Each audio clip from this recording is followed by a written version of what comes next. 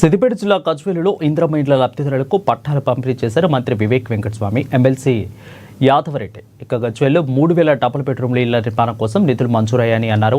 ఎన్నికలు ఇచ్చిన హామీలను ఒక్కొక్కటిగా నెరవేరుస్తామని తెలిపారు.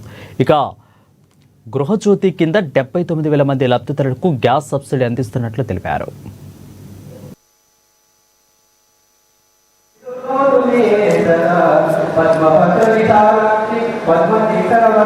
కాంగ్రెస్ పార్టీ ఇంతకుముందు ఇందిరాగాంధీ గారు ఉన్నప్పుడు వివిధ ప్రజలకు పట్టాలు లేని వారికి అసైన్ రూమ్లు ఇవ్వడం జరిగింది.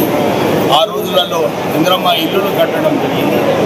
అదే ప్రోగ్రాం ఏదైతే గరీబీ హఠావ్ ప్రోగ్రాం ఇందిరాగాంధీ గారు తీసుకున్నారు, ఆ ప్రోగ్రాం మళ్ళీ 15 సంవత్సరాల క్రితం కాంగ్రెస్ ప్రభుత్వం అప్పుడు ఇందిరమ్మ ఇల్లు ఇచ్చిందండి.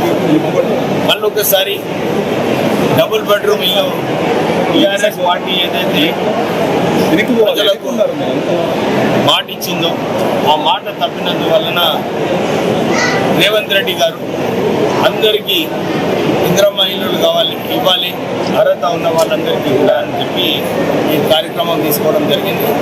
సిద్దిపేట జిల్లాలో 12,000 అప్లికేషన్స్ వచ్చాయి. ఈ సంవత్సరం 3,000 అప్లికేషన్స్ అవి కూడా ప్రొసీడింగ్స్ ఇవ్వడం జరిగింది. తర్వాత వచ్చే 2 సంవత్సరాలలో కూడా మొత్తం అందరికీ కూడా ఇందిరమ్మ ఇల్లు ఇచ్చేలాగా కాంగ్రెస్ ప్రభుత్వం నిర్ణయాలు తీసుకోవడం జరిగింది. ప్రజలు ఇన్ని సంవత్సరాలు ఎదురు చూస్తున్న తెలంగాణ వచ్చిన తర్వాత మా సొంత ఇల్లు కావాలని ఏదైతే ఆలోచన ఉండేనో అది ఇప్పుడు ఇందిరమ్మ ఇల్లు ద్వారా పూర్తిగా చేయడం జరుగుతుంది.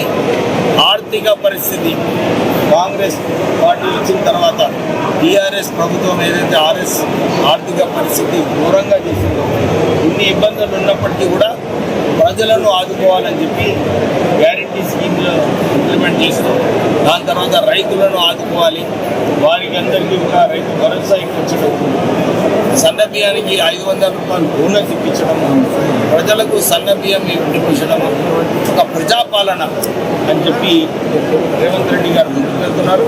ప్రజలందరూ కూడా ఆశిస్తున్నారు ఈ ప్రభుత్వం ఇట్లానే నడిపేయాలని చెప్పి. మేము ప్రజల పక్ష